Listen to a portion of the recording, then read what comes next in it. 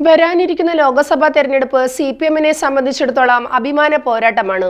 2019-ൽ സംസ്ഥാനത്ത് നിന്നും കേവലം ഒരു സീറ്റ് മാത്രം നേടാൻ കഴിഞ്ഞ പാർട്ടിക്ക് ഇത്തവണ 10 സീറ്റിലെങ്കിലും ജയിച്ചില്ലെങ്കിൽ ദേശീയ തലത്തിൽ തിരിച്ചുവരാൻ സാധിക്കില്ല.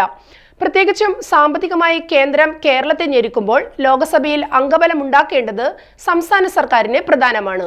കഴിഞ്ഞ തെരഞ്ഞെടുപ്പിൽ CPM-ന്റെ സമ്പത്തിനെ അട്ടിമറിച്ച് അടൂർ പ്രകാശ് 38,000-ലധികം വോട്ടുകൾക്ക് ജയിച്ച മണ്ഡലമാണ് ആറ്റിങ്ങൽ. CPM-ന്റെ കോട്ടയായി അറിയപ്പെടുന്ന പാർട്ടിക്ക് മികച്ച സംഘടനാ സംവിധാനമുള്ള മണ്ഡലത്തിലെ തോൽവി വലിയ രീതിയിലുള്ള തിരിച്ചടിയായാണ് വിലയിരുത്തപ്പെട്ടത്.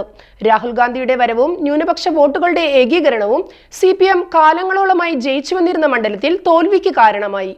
2014-ൽ സമ്പത്ത് 70,000-നടുത്ത് വോട്ടുകൾക്ക് ജയിച്ച മണ്ഡലത്തിലെ തോൽവിക്ക് കണക്കു തീർക്കാനാകും ഇത്തവണ CPM മത്സരിക്കാൻ ഇറങ്ങുക.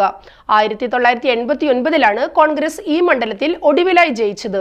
പിന്നീട് 2019-ൽ തിരിച്ചു വന്നതോടെ ജയം ആവർത്തിക്കാൻ കഴിയുമെന്നാണ് പ്രതീക്ഷ. അടൂർ പ്രകാശ് തന്നെയായിരിക്കും ഇത്തവണയും മണ്ഡലത്തിൽ കോൺഗ്രസിനായി മത്സരിക്കാൻ ഇറങ്ങുക.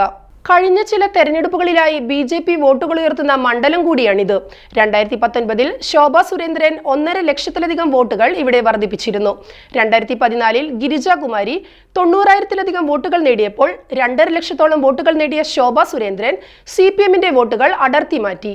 ഇത്തവണ ഒരു ത്രികോണ മത്സരം പ്രതീക്ഷിക്കാനാകില്ലെങ്കിലും BJP നേടുന്ന വോട്ടുകൾ ഇടതു വലതു മുന്നണികളുടെ ജയപരാജയത്തെ സ്വാധീനിക്കും. കോൺഗ്രസിനായി അടൂർ പ്രകാശ് ഉറപ്പിക്കുമ്പോൾ BJPക്കായി കേന്ദ്രമന്ത്രി V മുരളീധരൻ മത്സരിക്കാനാണ് സാധ്യത. CPM സ്ഥാനാർത്ഥിയെ തീരുമാനിച്ചിട്ടില്ലെങ്കിലും പല പേരുകളും പുറത്തു വരുന്നുണ്ട്. അതിലൊന്നാണ് മുൻമന്ത്രി കടകംപള്ളി സുരേന്ദ്രൻ. കഴക്കൂട്ടം MLA ആയ കടകംപള്ളി സുരേന്ദ്രൻ മണ്ഡലത്തെക്കുറിച്ച് വ്യക്തമായ ധാരണയും ജനപിന്തുണയുമുള്ള നേതാവാണ്. കഴക്കൂട്ടം നിയമസഭാ മണ്ഡലത്തിൽ ശക്തമായ ത്രികോണപ്പോര് അതിജീവിക്കാൻ കടകംപള്ളി സുരേന്ദ്രന് സാധിച്ചിരുന്നു. ലോക്സഭാ തെരഞ്ഞെടുപ്പിൽ കടകംപള്ളി സുരേന്ദ്രനെ മത്സരിപ്പിക്കാൻ പാർട്ടി തീരുമാനിക്കുമെന്നത് വ്യക്തമായിട്ടില്ലെങ്കിലും ആറ്റിങ്ങലിൽ അനുയോജ്യനായ സ്ഥാനാർത്ഥിയാകും കടകംപള്ളി സുരേന്ദ്രൻ എന്ന കാര്യത്തിൽ തർക്കമില്ല. കടകംപള്ളി സുരേന്ദ്രൻ മത്സരിക്കുകയാണെങ്കിൽ ഏറ്റവും വലിയ വെല്ലുവിളി പാർട്ടിക്ക് അകത്തുനിന്നാകും.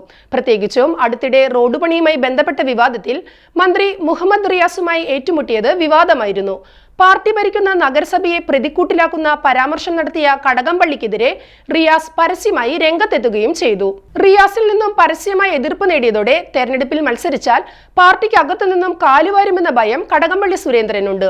സ്മാർട്ട് റോഡ് വികസനത്തിന്റെ പേരിൽ നഗരസഭ ജനങ്ങളെ തടങ്കലിൽ ആക്കുമെന്നായിരുന്നു കടകംപള്ളിയുടെ വിമർശനം. എന്നാൽ കരാറുകാരെ മാറ്റിയ പൊള്ളൽ ചിലർക്കുണ്ടെന്നാണ് ഇതിന് റിയാസ് നൽകിയ മറുപടി. റിയാസുമായി കൊമ്പുകോർത്തതിന്റെ പിന്നാലെ സംസ്ഥാന കമ്മിറ്റിയിലും കടകംപള്ളി സുരേന്ദ്രനെതിരെ കടുത്ത ആക്രമണമുണ്ടായി.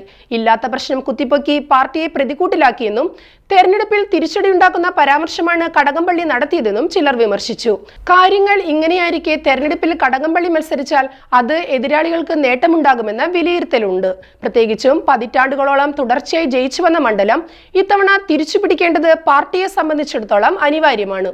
എന്തു തന്നെയായാലും കടകംപള്ളിയുമായുള്ള പാർട്ടിക്കുള്ളിലെ തർക്കം ആറ്റിങ്ങൽ തെരഞ്ഞെടുപ്പിൽ ഏതു തരത്തിലായിരിക്കും ബാധിക്കുകയെന്നത് വോട്ടർമാരിൽ ആകാംക്ഷയുണ്ടാക്കുന്നതാണ്.